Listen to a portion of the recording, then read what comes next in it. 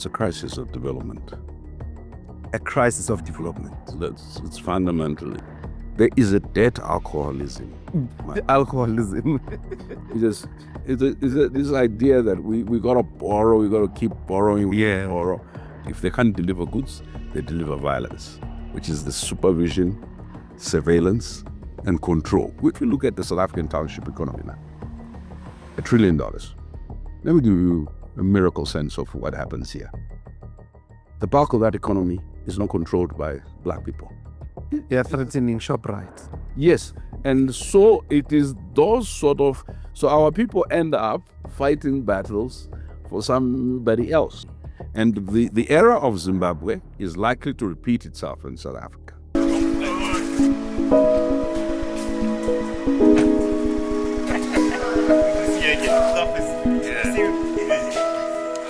I'm going to begin with a simple question. As a prominent Zimbabwean scholar, as a unit, or an object rather, of analysis, of critique, of thinking, where and how do we describe Zimbabwe today?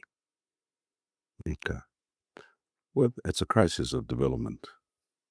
A crisis of development. It's fundamentally. That is the name of Zimbabwe today. It's a crisis of development. I think that, of course, leadership failures and institutional failures characterize it. But even if these institutions were functioning optimally, there would still be a fundamental crisis. The system of constructing the state created four fundamentals. Number one, the bifurcation of the economy, where you created an economy for Africans. You put them in these tribal trust lands, an economy for the white industrial class, the white agricultural class. The second thing that it created was division. You created cantonments. The tribal trust land created false rigidities in identities which had been fluid. So the social cohesion problem is a problem constructed deliberately as part of the divide and conquer tactic. And what's tragic is we as Africans embraced it more tenaciously than we embraced religion. The third was in the creation of the skills, there were particular skills that were designated as exclusively for black people and others for white people. The independent state tried to address the poverty problem, but did not focus on the collective wealth creation problem. And of course, over the years, instinctively, there was an attempt through the land reform process to move towards a wealth creation model. Collective wealth. Collective wealth. And it's important to think about the collective wealth question, because a lot of independent African countries found this enormous poverty problem. And the enormity of the poverty problem essentially meant that you diverted most of the state resources to try and deal with a problem deliberately constructed by the colonial state. Because the poor and dependent black is a convenient to both the black and white elite, because they always need the patronage of the state. But a hollowed out state is a convenience for international capital, because it always needs international capital for its survival. So if you think about those who are running the state as purely managing it, the only thing they really have power to manage is the collective of the immiserated and impoverished. So, and they have one instrument of management. If they can't deliver goods, they deliver violence, which is the supervision, surveillance, and control, which is, if you think about it, whether it was the Rhodesian state, the apartheid state, this idea that the fundamental preoccupation of the state was supervision, surveillance, and control. So in essence, you have a leadership that at the beginning had some form of vision of development, but had not sufficiently studied the state and built a coherent vision of how to transform the state for purposes of achieving development. So they concentrated on controlling the coercive apparatus of the state intelligence, the army, the police. And so the carnage you see in Matabeleland, the genocidal Guguraundi during the 1980s, is an instinctive reaction to a sense of threat to power, but choreographed, as you know, by Rhodesian intelligence operatives, playing on what they understood. Multiple dependencies of blacks, dependence on local white capital, because the vision of how to transform the capital base, the ownership of the factories, ownership of land, of the mines, and etc., is a vision that goes beyond slogans. These are systems that have both local roots, regional roots, and international roots. So if you're going to do the transformation, you will need to form alliances across classes, and the whites knew what to do. You conscript middle-class blacks, you conscript part of the aspirational elites. Why? Once they own crumbs of the empire, they have a stake in defending the empire that they see as the sole beneficiary against this mass uprising or against any disruptive force. So let me give you some interesting things. Within agriculture, you have the equivalent, and it has happened in this beautiful country in South Africa. The big corporates, supermarkets and others, went and concluded lockout contracts with the primary producers, which means they cannot give a lower price to anybody else than the price they are offering the corporate buyer. In essence, that excludes competition. If you and I form a business, we want to get into the business for the same commodity, we're essentially muscled out. The understanding of the system, the capitalist system that was operational then, and how it was built around kinsfolk, patronage, corruption, and an anti-black racist or a white supremacist notion, makes people think that it's simple. Just remove the one person, you will have solved it. So why did I call it a crisis of development? The model of development that we wanted was a model that we called Gutsarujinji in Shona, satisfy the masses. Now, the social component was clear, and Mugabe did well on this, which is diagnose what you need in terms of human capabilities. Manpower, as they used to call it. It wasn't the gender equitable world that we live in now. The manpower development plan was very precise. How many doctors will we need? How many pharmacists? In fact, unmatched in most of the continent and the developing world. So they went about developing these skills. Mm-hmm. But what you needed to do, so if you think about it, we trained the highest number of artisans. That's why whether you're in Angola, you are here, you are in Ghana, you're likely when you turn around and you are looking for a motor mechanic, A1, or you are looking for, it'll be a Zimbabwean, an electrician. And it didn't start because of the exodus. It started because we now have excess capacity and minimum absorptive possibilities because the economy hasn't transferred into the hands of black folks. Why? Because we got the social component correct. But the redistributional aspects, even the blacks within government were resistant because they now were proximate to white capital, both domestic and international. And they had, if you like, they had become the biggest defenders of what they saw as the stability. And defending that stability essentially meant postponing black aspirations. Here's a tragedy.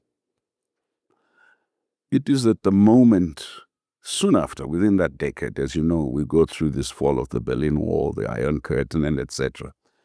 So the doctrine of lean state, hollowing out the state, becomes operational. Balance of payment support problems for the Zimbabwean government, which at the beginning, you may have dissent from what I was saying. It had two options.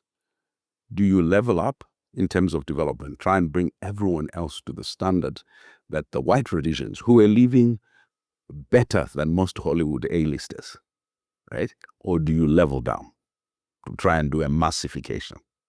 They chose an ambivalent position.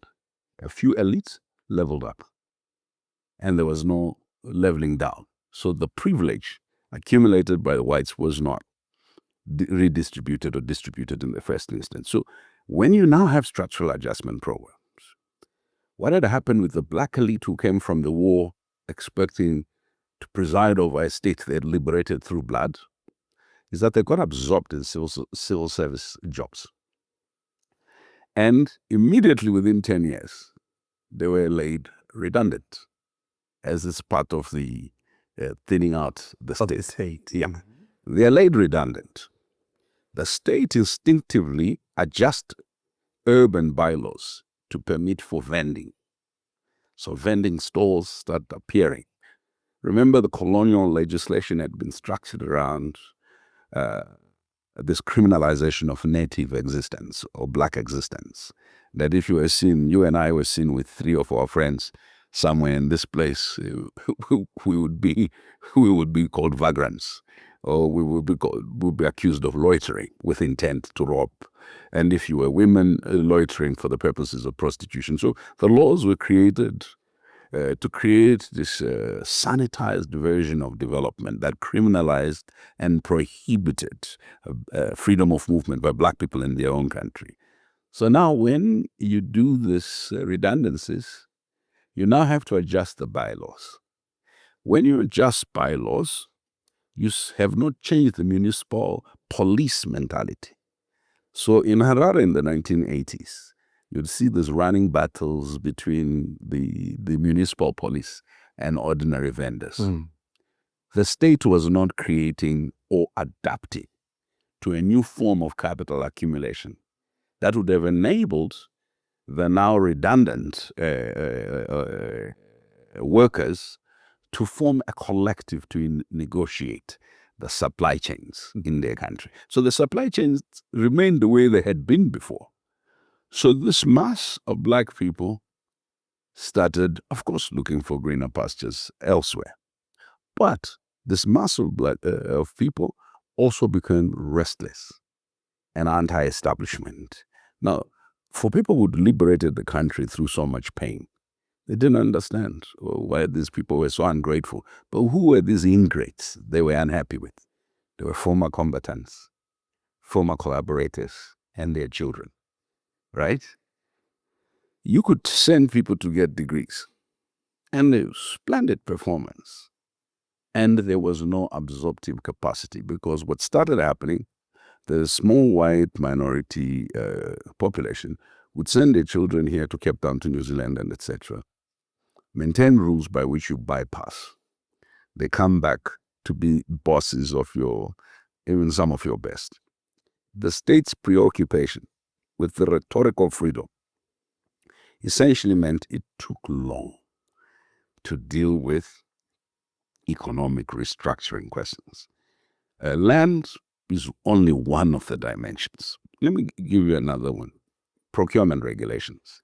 The procurement regulations for a black population which had been prohibited from owning a significant stake in the economy still required you to demonstrate 10 years, 15 years of experience in a particular.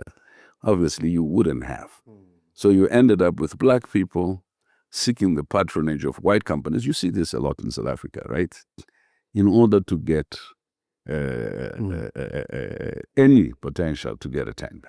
Or the obtuse happened. Corruption. Right? You don't adjust the regulations, you simply corruptly award a tender to people. This corruption is created by a failure to adjust to the reality of what will it take to build collective black wealth. Let me challenge this proposition a little bit for purposes of seeking its complication. If Zimbabwe ought to be read in the terms you have put, the failure of seemingly the post-independence political leadership to disarticulate separate development and bring about this collective wealth you're speaking of, and I want to juxtapose Africa's post-developmental path. We'll come back, keeping Zimbabwe in mind, with post-war Europe. What many people don't want to admit is the privilege with which, upon the end of World War II, there was unmitigated capital investment. Like the Marshall Plan. In essence, the Marshall Plan. So it didn't quite matter, the strength or weaknesses of political. That's why we don't even know majority of the political elites. They were not facing situations, whether they were choosing neoliberal industrial path or they were choosing state developmental path. In the main, they had money to restart their economies. So it doesn't matter quite in the end whether Mugabe's choice was going to be an insistence on state-led development, massive state, avoid neoliberal restructuring, privatization, corporatization, all that language of the early 1990s in light of globalization. But in the end, it didn't matter what he did. There was no capital investment in the same way as, for instance, post-war England, post-war France or Paris, post-war Germany, and all of that. They had, as Europe, the West, which means the United States and Canada and all of them, just went and gave them money to develop. But here is the difference. It is correct that capital would have made some difference. It's not only capital that developed Germany. If you remember, during the moment of the Marshall Plan, you look at the three visions that they came up with. And remember, I said we got the social component correct. And the reason why we didn't, Rhodesia or Zimbabwe is by far, per capita, if you look at the number of human beings that live in that country and the wealth that the country has, you can't even compare it to a Germany in terms of just the wealth that's resident in the country, right? Zimbabwe is, we call it... I don't get that.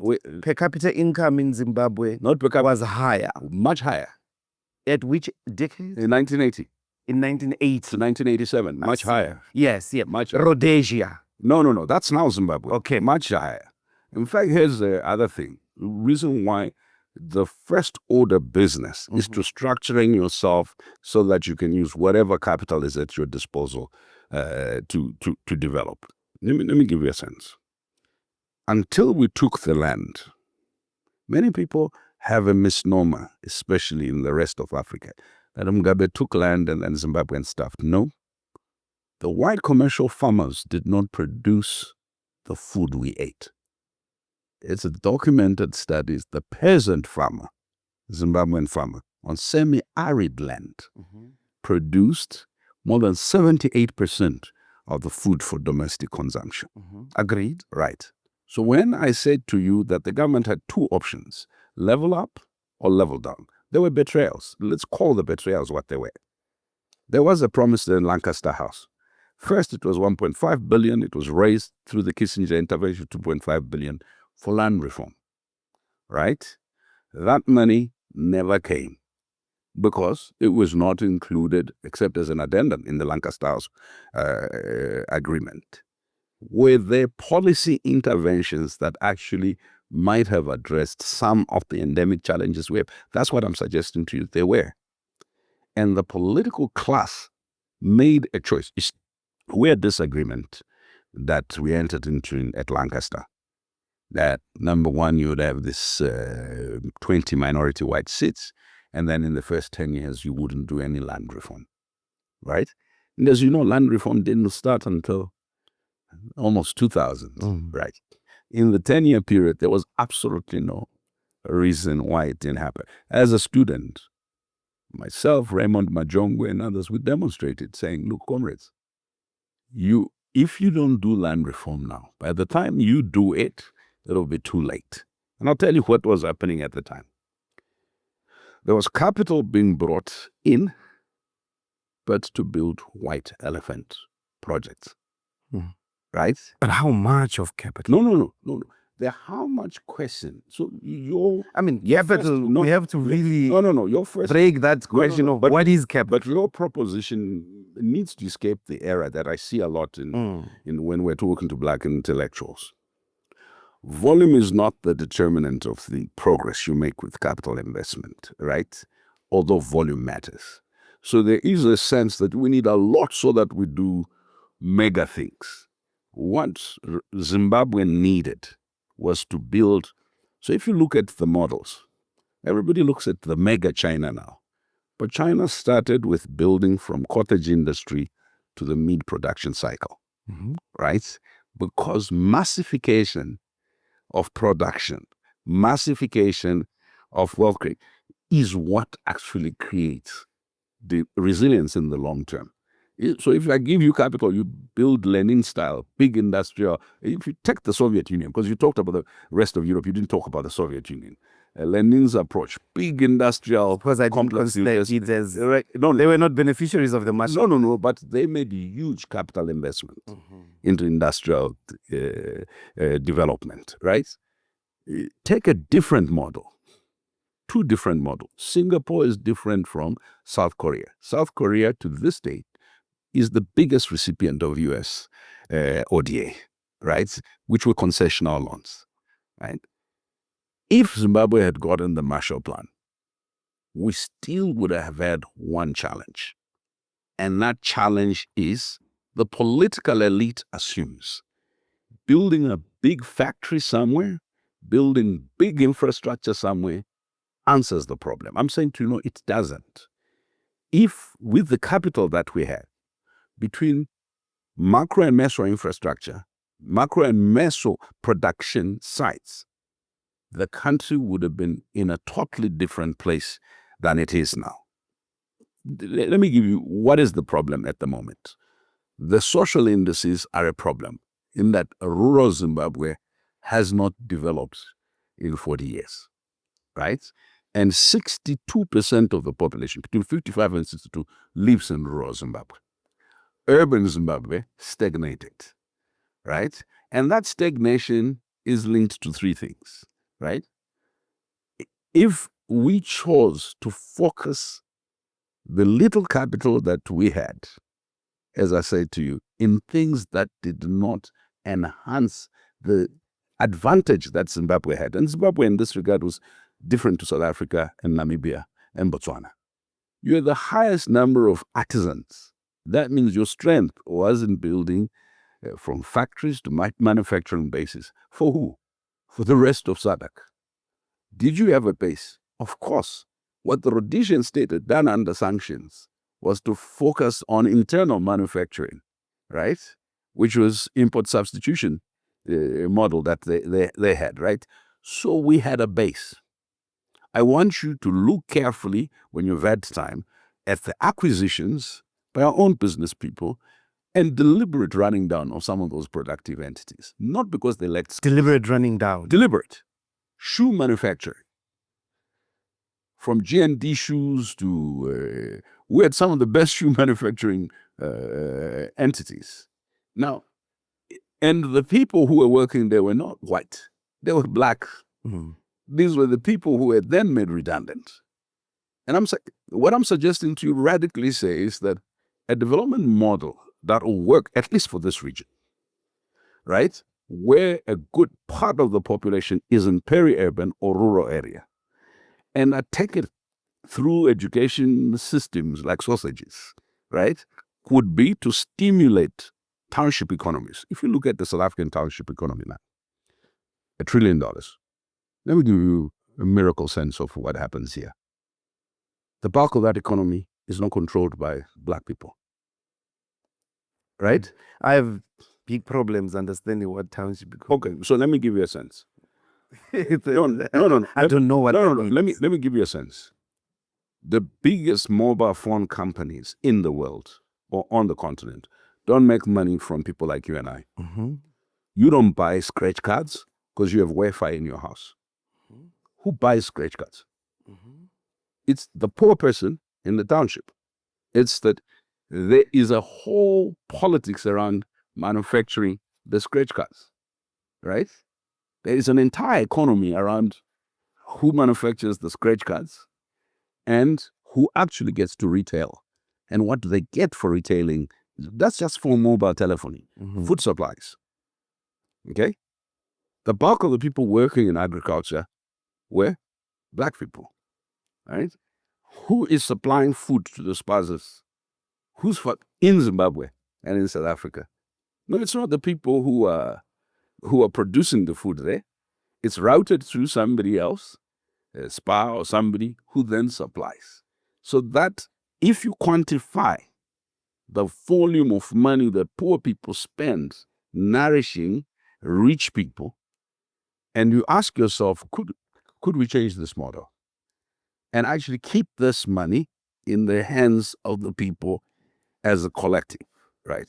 So there are many models, as you know, that are being tried, from cooperatives to and etc. And then you look at the discrimination against those same people who are still buying from these guys. Here, your stockfellas produce annual savings 50 billion rands. If you want to go and borrow from the bank, they don't treat a stockfell. They don't treat they would a company. In fact, you and I going with a paycheck from someone would get higher financial flexibility from the bank than folks who have more money than you and I, but that are in a collective. So what I'm suggesting to you is that an adjustment in the regulations from procurement to insurance to pensions would have unlocked capital. We continued to invest a lot of our pensions in the US and in the UK. And who was paying pension? Who were the people paying pension? Who were the majority of the people paying? It was our people. So what I'm suggesting to you is, yes, external capital, concessional loans, very important. But when those are not forthcoming, what can you do if you're thinking about collective wealth creation to unlock the wealth potential that you have? And the era of Zimbabwe is likely to repeat itself in South Africa. I'll tell you why. As long as we don't pay attention, which is China took a different path, as did India. They paid attention to what? Because there was hostility. And they knew nobody would give them enough capital to develop to exit the dependence. So that what they needed was a blend of what you can get by way of concessional loans, but also the investments in innovation, Dr. Lotz. Nobody's going to give you enough money. In fact, a lot of those concessional loans, the difference was Germany got actually money to invest in innovation, right? A site of experiment, as did South Korea, but nobody else has gotten that kind of money. Because But Africa hasn't received that kind of a deal. This is a fact. But do they, let me ask you a question. Can we unlock within Africa our own capital?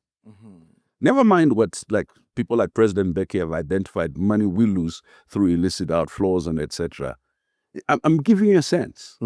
This country has massive pension amounts that are building fancy buildings, right? That are not building anything significant to employ the sons and the daughters of the pension. Certainly, the South African situation strikes in those terms very differently. There is a lot of money, South African money, that is put in South African banks not being invested. I'm trying to understand. But this was the developmental crisis that you were describing in Zim. But Zimbabwe, a lot of you judge Zimbabwean only now. The Zimbabwe pre-1991, for both per capita to wealth, what we're producing as gross national income is performing much better than South Africa within the same period of 10 years within liberation. So the Zimbabwe we are judging now is not the same Zimbabwe. Absolutely. So we had a and lot you are of saying the crisis was the failure to unlock local capital, but also to invest it in such a way that empowered economic activities of peri-urban and rural. Develop, if you like, if you take a capitalist lens, develop micro enterprise in the rural areas. So Zimbabwe had a plan since 1958, refined by the liberation parties. If you look at the development plans of both ZANU and ZAPU, right? The development plans were very clear. If you develop on and off farm storage, right, you were likely to unlock further wealth for the producer. Remember what the producer's problem was: access to the market.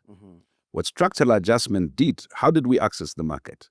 Grain Marketing Board, Minerals Marketing Board, and etc. So when we're disbanding the SOEs, the state-owned enterprises, we disbanded the enabling statutory bodies. When you disband the enabling statutory bodies, you have to invest something. Otherwise, what happens, the local producer in the rural area is not able to access the market, right? And the investment on off-farm storage, warehousing, is not that big. And you know why I say this rather without dismissing the importance of external concessional capital is this. We were buying fancy cars, 3, 4, 5 cars for ministers, right? And for me, we're still doing it now, right? We're handing out vehicles, fine.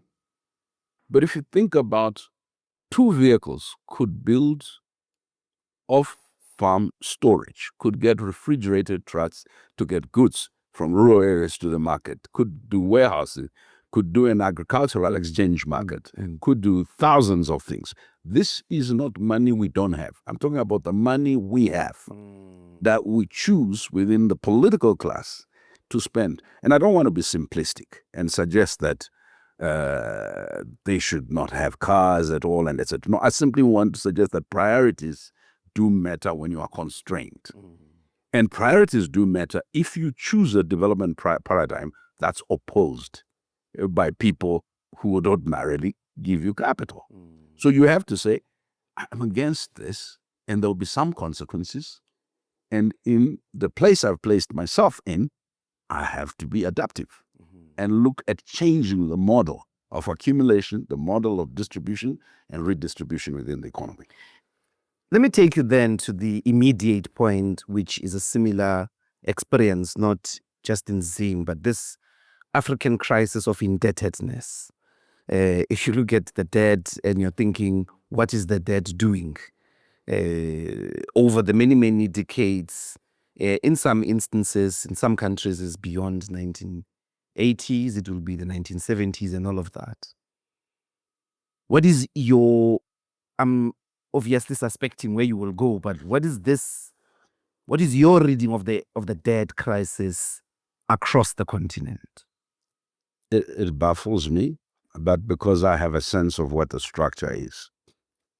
Number one, we started using short-term instruments of borrowing to invest in long-term things like infrastructure. They were necessary in some instances, but infrastructure does not give you an immediate return. So if you take an instrument, a 5-year instrument, that has high interest rates, it's a short-term borrowing instrument. What you need is long-term capital, whose maturation is long-term. Which is interest-free. No interest. So, the Marshall Plan, there was no interest. Low interest. Yeah. Or even low interest. Yes. So that's when there's been bona fides, there's been good faith, where we've borrowed and you actually can see the infrastructure. The idea was that you would borrow, and I call it a Eurocentric perspective. You'd borrow and then build a big road, put tolls, and then ask ordinary Zimbabweans or South Africans to pay tolls. Of course, this is always going to be. For you to make up the money that's required to pay back that loan, you keep raising these tolls. But the wages are not rising. So that's one, the short-term borrowing instrument. The second is, do you know we borrowed a lot more money in the last 10 years for weapons, for military security-related weapons, including police-related stuff, tear gas and stuff, than we did for education and healthcare. So countries that actually don't have dialysis machines, CAT scans, borrowed to buy fancy fighter jets and drones, right? So this borrowing for the coercive, and we don't have interstate wars, but borrowing for security, for most wars are essentially civil. Yes, so the regime stability related borrowing. The third is, I think we must call it what it is, diversion of borrowed money. So you would come to a country like Senegal, where now they have something called a hidden debt. What is a hidden debt? That money was borrowed, so clearly if it is a hidden debt, that means it wasn't applied to me, right? It would have been misappropriated. But the new government comes in and discovers that the debt, the register they were using is inaccurate. There's a lot more money. And you remember the Mozambican case involving where Credit Suisse forced Mozambique to take a loan they didn't need. So the private lenders' debt has shot up. The multilateral debt situation is such that I think the multilateral institutions always treat Africa unfairly. In part, the lenders, both private lenders and MDBs, lend to Africa on the basis of risk perception. Now, this whether Standard & Poor's or so on and so forth. If something happens in Zimbabwe, they'll say, "Oh, there's a risk generally, the risk contagion, right? It's almost something happened in Africa, so Africa risk profile is X." Yes. Why is risk profile important? It means a European country or Southeast Asian country going to borrow will borrow maybe at 4% or 3%. You, because of your risk profile, you borrow at 12%, the same amount of money. So that essentially means your repayments are much higher. So clearly you will never catch up as long as that is not dealt with. So there's an international debt governance crisis. And the other interesting thing, the private lenders are not within the common debt governance frameworks. And then there's the domestic governance problem. Why do you end up in some countries with hidden debt? Not all debt procured by governments goes through parliamentary oversight. So what has ended up happening is a head of state or his wife or someone visits a country. We actually see them on TV signing deals. But those deals are not paid by their children. Those deals are paid by the workers, the taxpayers. They'll be paid by future generations. So in essence, fiscal indiscipline and sometimes the creation of fiefdoms, where people are told they need things that they don't, and there is no technical backup. I mean, what's curious now is we're borrowing to build ports and develop certain entities for the benefit of extraction of natural resources. And in essence, I wonder whether the problem is we're not bringing enough people with expertise to advise our governments. I was invited once to China by the ambassadors in Beijing to come and talk about the experience, Africa and the eighth FOCAC. And I said, and then at the time talking to them before my presentation, many of them were not consulted before their governments. Actually, people came from the capital. They didn't talk to the expert in Beijing, and they proceeded to sign things that were in Mandarin. So they didn't fully read the text, not the interest, not the dispute settlement, nothing. There is a debt alcoholism. Alcoholism. It's this idea that we got to borrow, we got to keep borrowing, borrow. And because of this short-termism in thought, right? People have 5 years, we got to perform, the debt procurement is not linked to national development strategy. And And in some instances, there is no national development strategy exactly developed. So Let on what me basis, circulate back to your earlier argument. This is a very consistent thing you always put about, firstly, earlier, the capacity of the continent within itself to raise capital in its own economic activity, and then this debt alcoholism, which just means we're borrowing in order to borrow again tomorrow, and all of that. We're in debt, but you don't see what we were buying with the money that we were getting. How does this logic tie to your argument on reparations? Isn't a demand for reparations or the return of a conversation about colonial reparations, slavery reparations, another form of campaign inspired by this alcoholism? The Chinese were equally devastated by multiple forms of invasions, of war, of colonization. The Opium Wars were thorough, as you know, in China. Once they got their country together, they didn't make a case for a handout, so to speak. Take us through, in light of the argument you've developed thus far around raising capital from our activities, debt alcoholism, and seemingly your support, I would say. Firstly, what is the argument today for reparations, and why do you support it? We distinguish two things, slavery and chattel enslavement. Chattel enslavement, there are many civilizations that enslaved people. Chattel enslavement was unique to how blacks became property. There was a British Act in Barbados in 1630 that said blacks are not human. They became chattel. That same act was taken to Virginia and throughout the colonies. Here's the difference. A chattel, property, there is, as you know, in Roman Dutch, common law and other European, etutendi, usutendi et abutendi, which means the right to use and to abuse. You can destroy, you can kill, you can do, you can sell, and it's inherited. You can inherit it.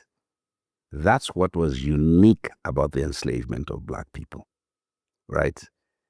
Number one, it essentially meant, if you think about it, when they were being freed after the so-called abolition, yes, the black slaves were required to pay back the slave owners for loss of property. Their property. Which property?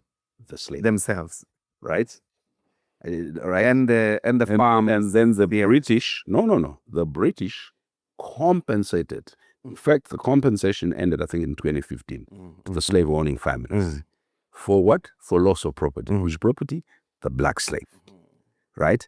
So if you look at Lloyd's Bank, Barclays Bank, all those insurance and banking, what we now call global corporates that were built from that time until now, their wealth was an accumulation of not only the free labor of enslaved people, right, but the free lands, right? So bring it back home. So colonization happens, and there's a foundational case in the British Privy Council that I like to cite, in Re Southern Rhodesia. It records in the highest English court judgment the logic of the colony, which is black people are not fully human like us. They're not civilized. It says it in those words. They have no right, they have no sense of ownership. So therefore the land, whether in South Africa, in Barbados, or wherever that the blacks have, it's not theirs because they have no sense of ownership. That land can be taken, including their ancestral graves, their crops, including the Khoisan, the Kwasan cattle, included. So the violent dispossession, alienation. Now, here's the difference. The settler class sought to make itself indigenous. And that too is unique. The Japanese, they are not trying, they didn't lodge this settler community in the China. settler community in K. And two, here is also the difference.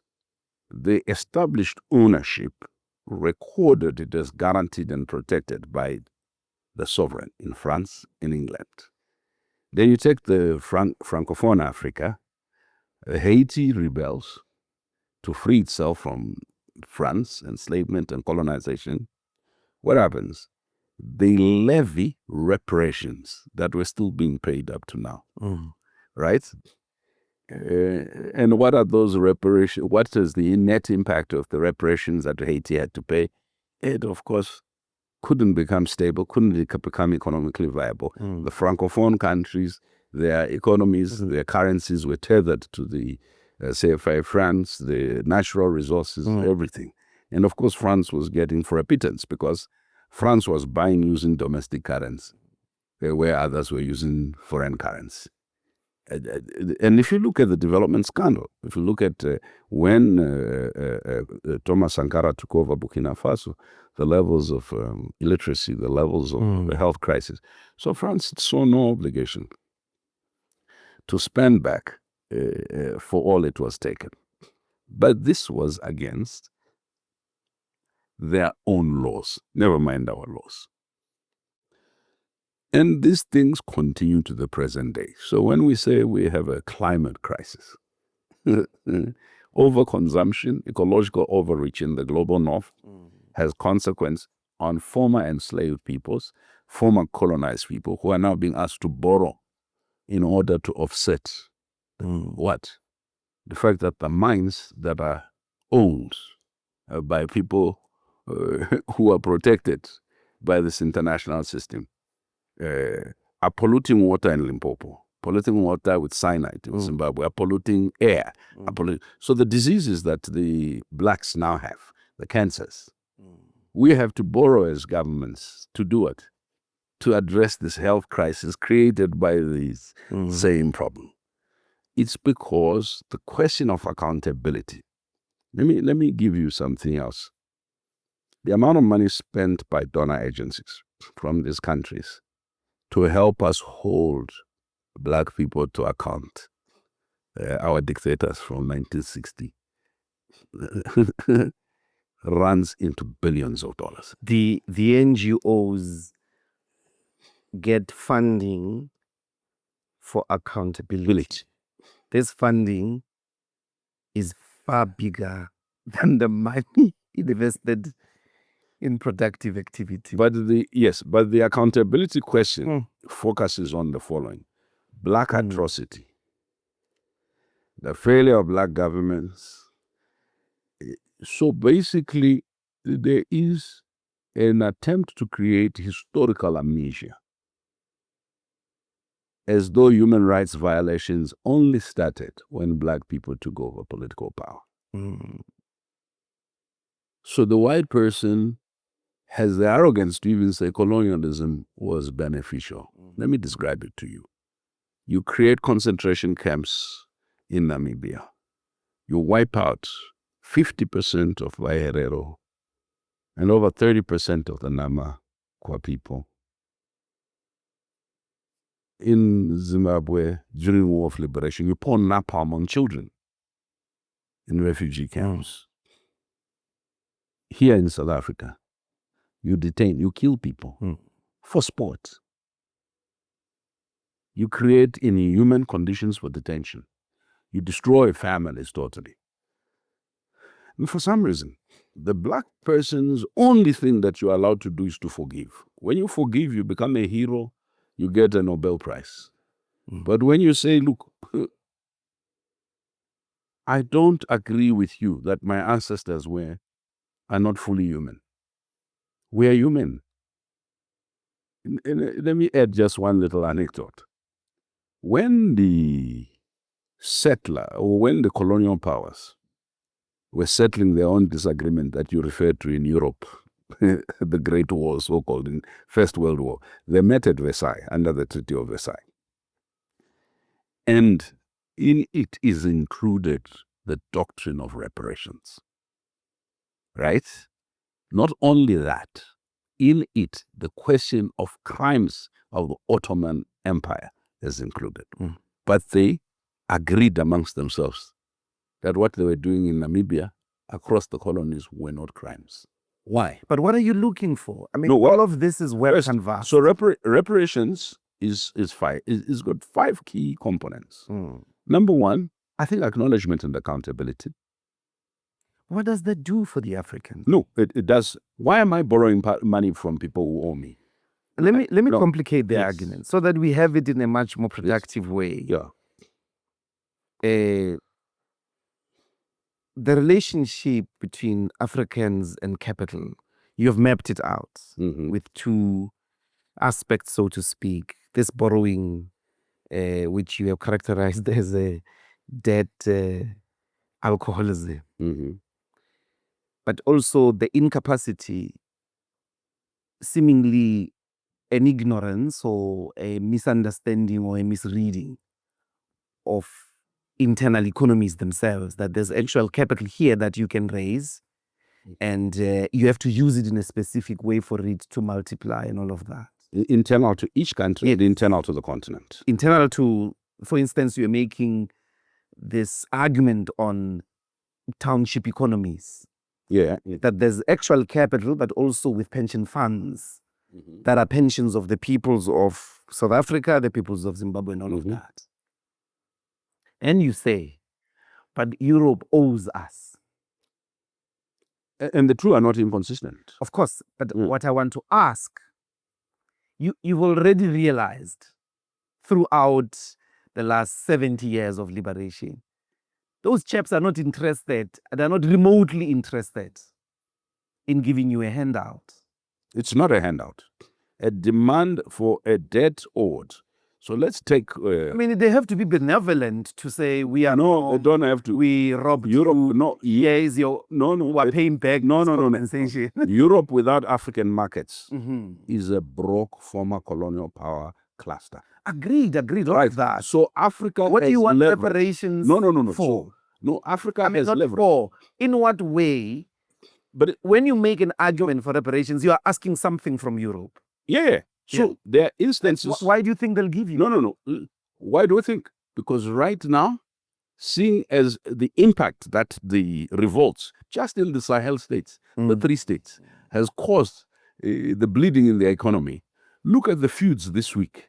There are disagreements on what to do with Russian assets following America's washing its hands of European patronage in the Ukraine. Oh, yeah. Europe is in a precarious state. It needs Africa more than it has ever needed.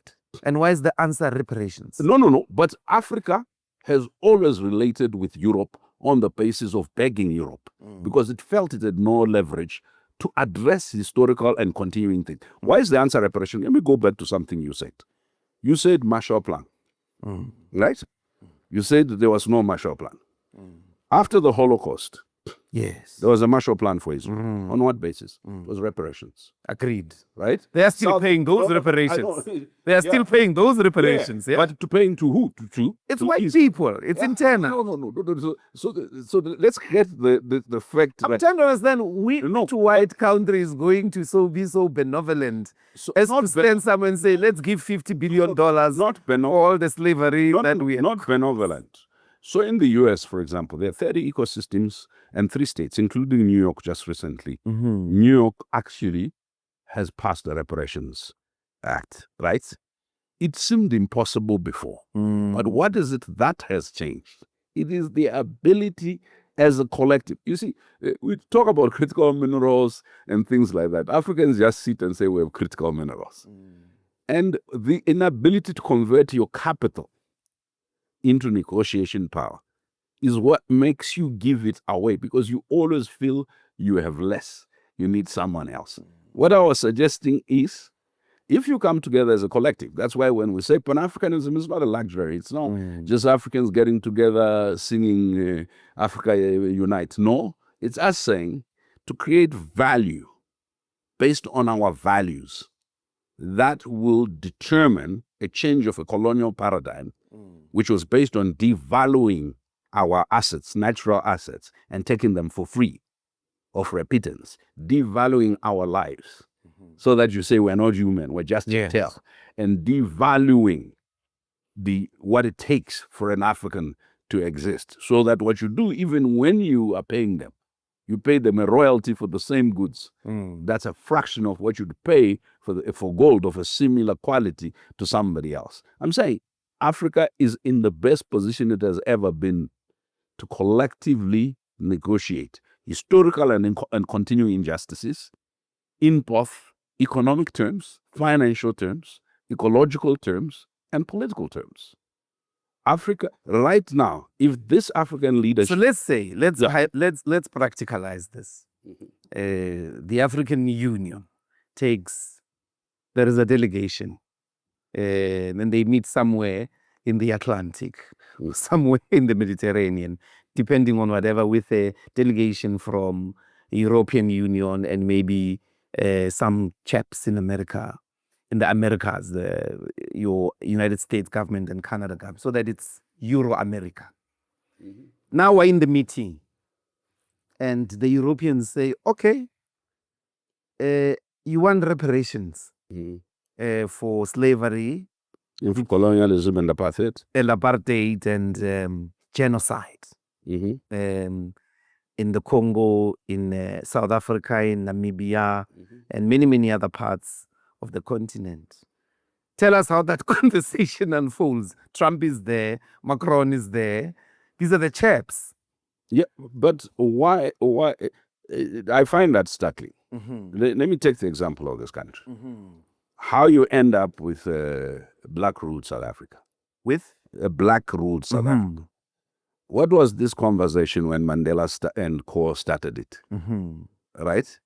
The same impossibility. Struggle does not happen because it looks possible. Struggle happens because it is just. Right? If you don't remedy the historical and continuing treatment of black people, whether as migrants or as Africans, these same folks come and abuse you here in your own countries. If you don't remedy that problem, the next 4 generations... I agree. I'm just not sure why is the remedy another... But reparations is not just money. No. It's not another conversation. No, it's not another conversation. I'm not saying give us. I mean, let me give you a sense. Yeah. Let me give you a sense. When you go to the Johannesburg Stock Exchange and you raise question of equity,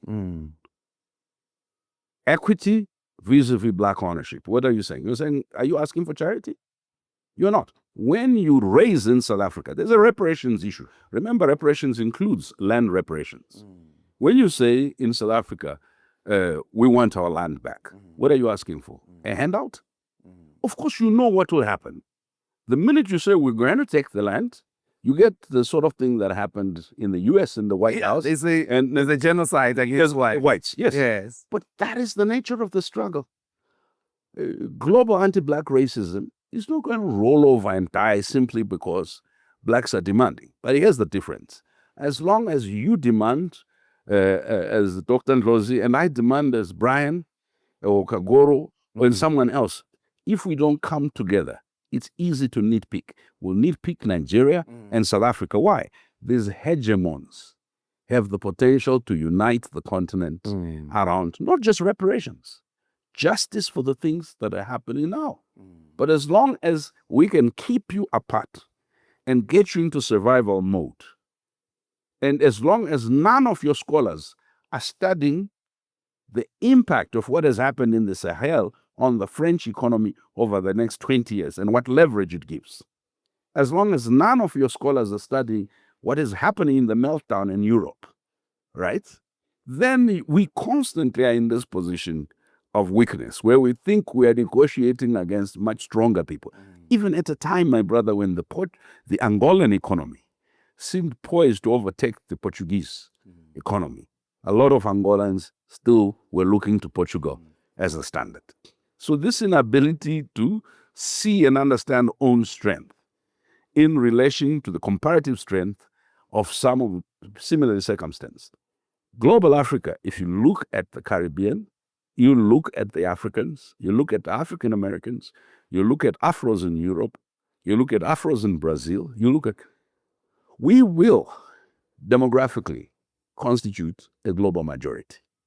Let's go to this difficulty then of African unity.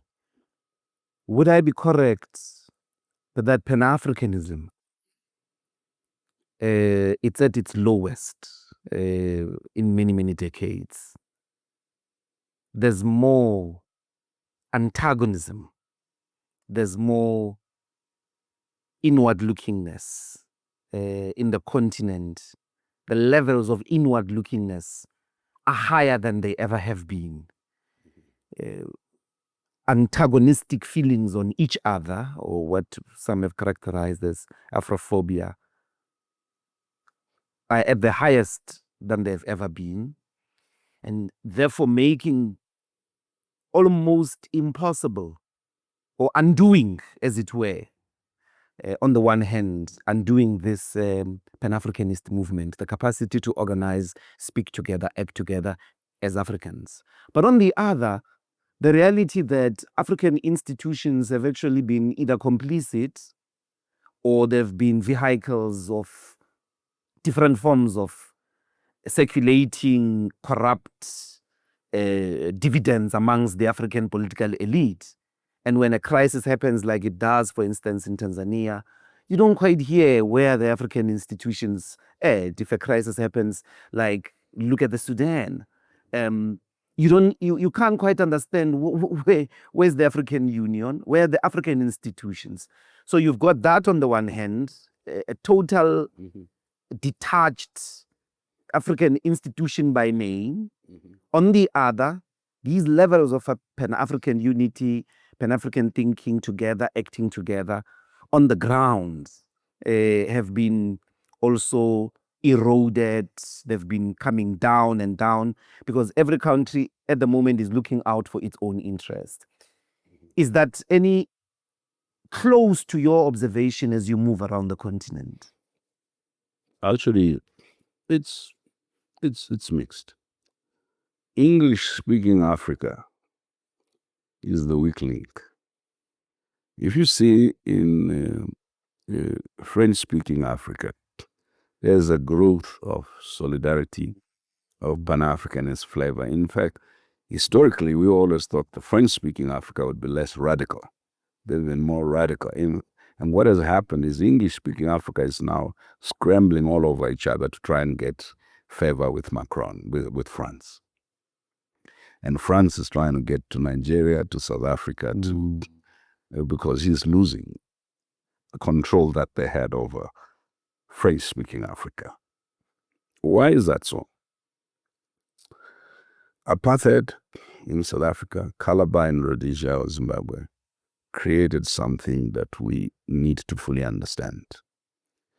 It created a social immobility, economic immobility, and it created an intellectual or epistemic immobility amongst our people. The insularity. You recall people in 1994 killing each other in the hostels here and elsewhere. As I said, when I described the creation of Zimbabwe, was you needed to create in the mind of a black person that the other tribe was the threat. Was the enemy. And the savior is the white man. And the white man gets to pick and choose which blacks to work with. So when it seemed as though the blacks in South Africa would become insurrectionary, white capital reached to Malawi, to Mozambique, to Zimbabwe to build Wenela. Right? And so this use of division as an instrument of management and use of difference. But why is this even an interesting point for me? Until black South Africans, including the black South African middle class, arrives at a stage that the Zimbabwean elites arrived at rather late. There was a Rhodesian exceptionalism which became a Zimbabwean exceptionalism. Zimbabweans believed that they needed very few other people. Of course, there were Mugabe was a lot more Pan-Africanist and etc. and etc. What happened is that we didn't imagine how Black South Africans could create wealth in Mozambique.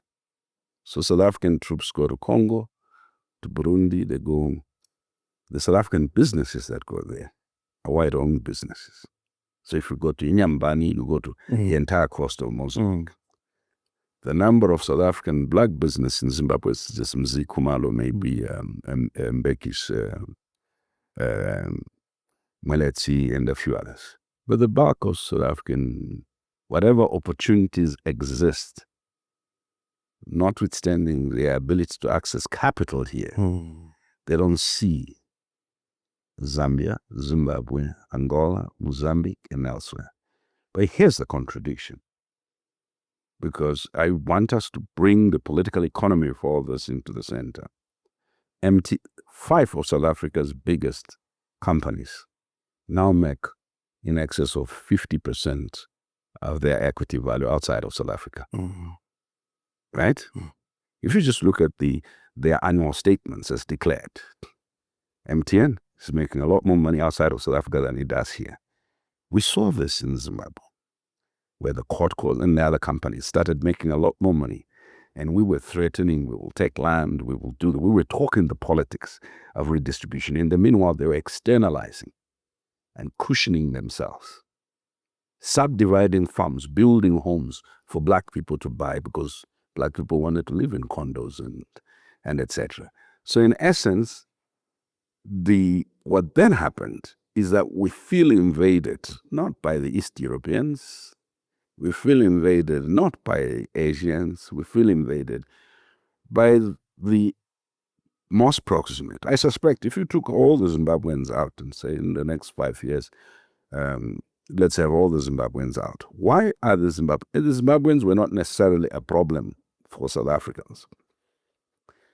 There is a problem, of course, South Africans don't want to deal with. If any Zimbabwean who's in Ndebele, I'm sitting in what used to be called the Transvaal. The last king of the Transvaal was a Zimbabwean king called Msiligas Mashoa. And you read this in South African history. It's not made up. He only crossed over into Zimbabwe, retreating from Paul Kruger. So I'm supposed to tell the Ndebele people, go back to South Africa. You are Makwerekwere. I mean, it's almost, it's ahistorical.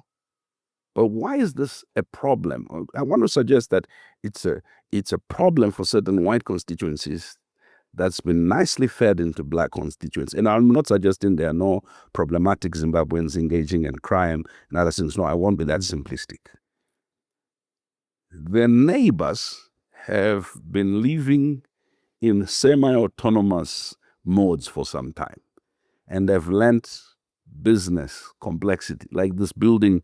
Remember, I kept saying to you, big money makes money from our people. These people, the Somalis, the Zimbabweans, the Nigerians, I'm not talking about the ones that may be involved in crime or are illegal, the legal ones. Where are they setting up? They're setting up in the middle economy. They're setting up in the townships. And who are they threatening? They're threatening ShopRite. Yes. And so it is those sort of, so our people end up fighting battles for somebody else. On behalf of ShopRite. Yes, for somebody else. Because they're fighting the spaza shops on behalf of ShopRite. Perhaps they will say they want the spaza shops. No, but if that was the fight, I would say to them, hey, come. You have access to capital. Come and set up in Badbridge. Come and set up in Gwanda so that Zimbabweans are not crossing here to come and buy, not from you. Because look at how many Zimbabweans cross into this country. Thousands that don't stay, that cross just to buy. So why is South African Black business not setting up in Harare? Or in Badbridge. In Badbridge, yes. Spare yourself the cost. I will make a little bit more money because I'm getting paid dollar. Right? Since you guys are using US dollar. And I'm saving you the trip. I can even set up a delivery. You order from your home in Sakuva, we'll deliver because it'll still be cheaper than you having to bribe people at the border, make a risky. the intra-Southern African black community that united to fight against colonial occupation, apartheid, and needs to have an economic logic to it. That actually says we have differences. They're very practical. Let's not pretend that having Zimbabweans, Mozambicans, and others won't cause a strain on the healthcare system here. But let's ask ourselves a more practical question. If you look at how much money is being made out of Zimbabwe by South African business, out of Nigeria by South African big business, right? You surely must, as black people, we must be getting to a stage where we're saying, hang on, how do we turn our problem into our benefit? How do we talk to the Department of Trade and Industry and others and say, under the so-called Continental Free Trade Agreement, how do we create collectives of black business that enables a broader wealth base through investing in manufacturing or whatever it is that we're doing? Because isn't it ironic that... So your answer essentially, Prut, is, do you want to solve the big immigration question in South Africa? The solution is go set up businesses in Zimbabwe. Zimbabweans won't come here because they will work for you, they will buy from you. The bulk of the Zimbabweans who come here don't stay. The bulk of the Zimbabweans who come here don't stay. If you go to Bay Bridge border post, they don't stay. And it's a very interesting thing. Think about it. Nobody talks about the generation of Zimbabweans that came here in the 1930s. Right? In the 1950 cities that came for the Swenela things. The children were born here. In fact, some of them don't even know that they are Zimbabweans. It's only when they die that some... And Malawians. There's a significant naturalized Malawian population, but there are a lot of Zulus in Malawi who went there with this Musligazi arrangement. Yes. Was it Zwangendaba? Yeah, in the Zwangendaba, in the 1800s. It's so long ago. So now you will say Jan van Riebeck's niece or nephew or grandchild is more indigenous than Mziliga's grandchildren. I mean, if you think about this, right? The Zulu king goes to Malawi for Ingwala, right? That's a celebration. They recognize that these are their people, same culture, same, and then these people are supposed to be Makwerekwere. But I didn't want to interrupt you that much. I want to complete that thought of the practical turning around of a crisis into an opportunity around the crisis seemingly of immigration. I think it's not just South Africans. Remember I said apartheid created a limited mobility. The idea that's been created to South Africans and for a long time to Zimbabweans, we can only survive here. Your entire lot is here. So localization or localism was a pejorative term of a non-global native, right? And and that to me is a problem, because we say to people the world was globalizing, it's opening, but it's open. The native must stay in their place. The opening means bringing the same foreigners, whether former colonizers and others, to take. But the native cannot move because immigration laws in Europe and elsewhere, and now in America, prohibit the native from moving.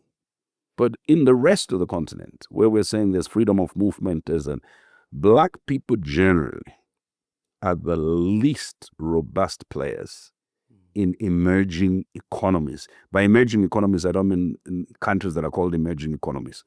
I mean pockets of production and reproduction in the economy where people can actually generate new value. So if you get a sense, we have English teachers now going to China, going from South Africa. They are needed in Burundi. They are needed in many other places where they could get better conditions and etc.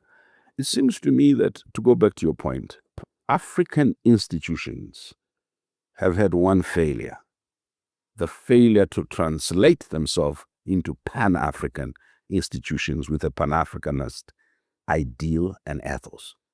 Let me explain.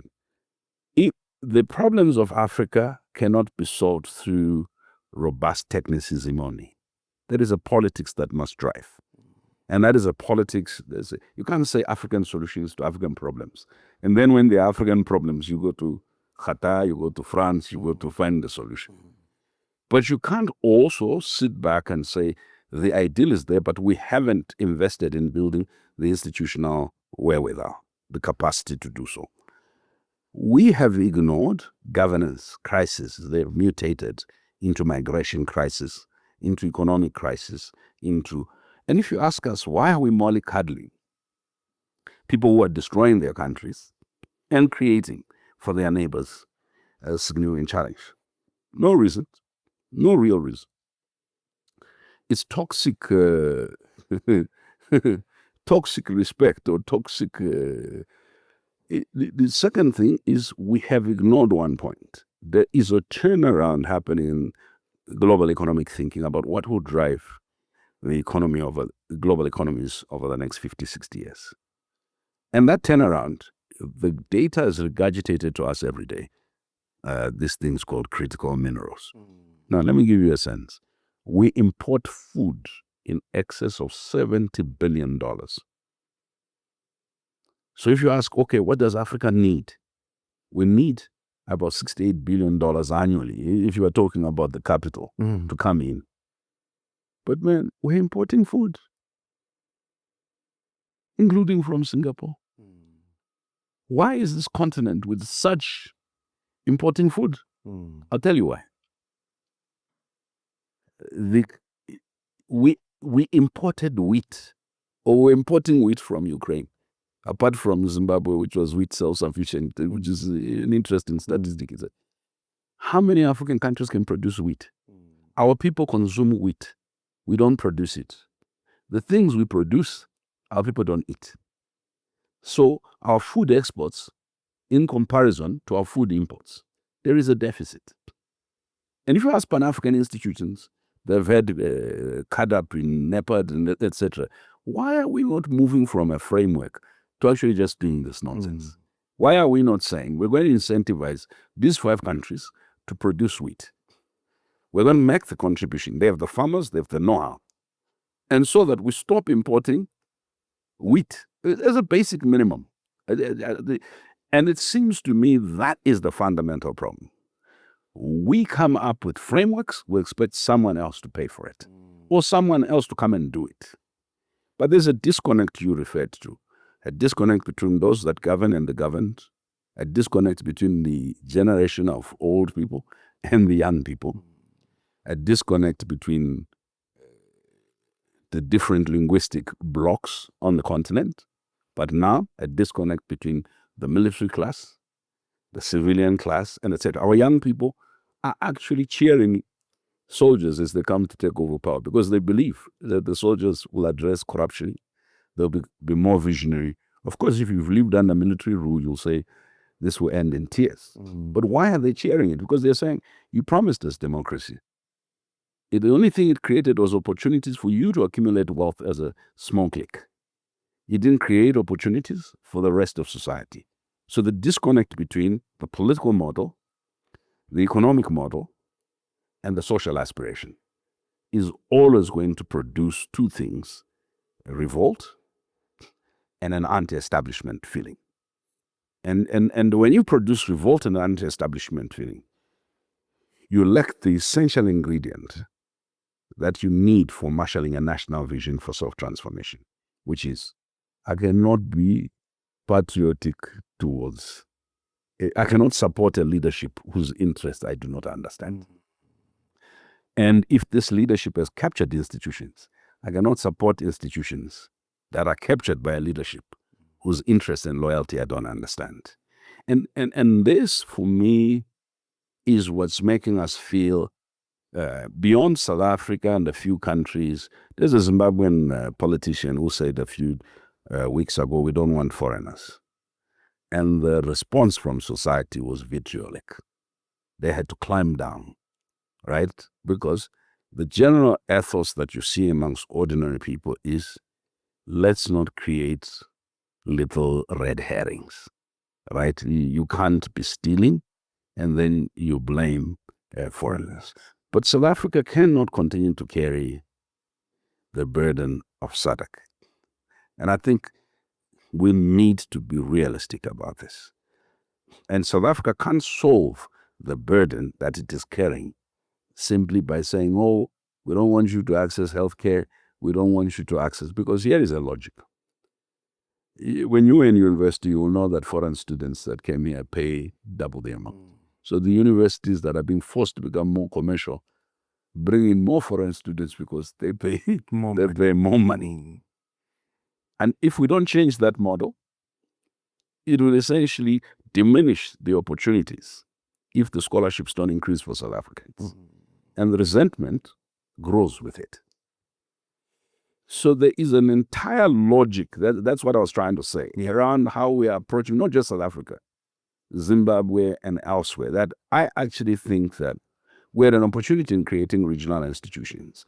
I think there are a lot of South African engineers, a lot of South African doctors, a lot of South African professionals who actually could earn more, live better, if our diplomacy across the region was a diplomacy that actually says, you have a glut of capacities.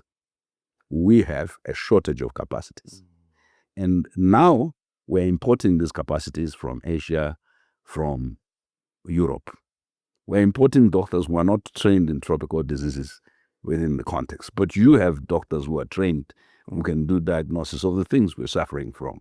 Pharmacists, right? We're buying poison. We don't have enough pharmacists. So a wide range of skills that are needed. I suspect that a Pan-Africanism based purely on rhetoric risks discrediting itself. And the Pan-Africanism of Nkrumah was not based purely on rhetorics. He was clear about the economic dimension of that Pan-Africanism, which was resource sovereignty, right? He was clear about the political dimension, which is unity in order to negotiate collectively. He was also clear about the institutional dimensions. I wondered why he was so obsessed about insecurity and security. But seeing what's happening in the Sahel, what's happening in Mozambique, what's happening in the Gulf of Eden, and all that, I now understand the fundamental role that insecurity plays in facilitating plunder. Okay. Yeah. Thank you so much. I think there has to be a second dimension to this, which is possibly to locate Africa's fortunes in the changing trade patterns at the global economy. But thanks so much, Brian. Thank you, sir. Thank you. It was a pleasure. Thank you. That's it.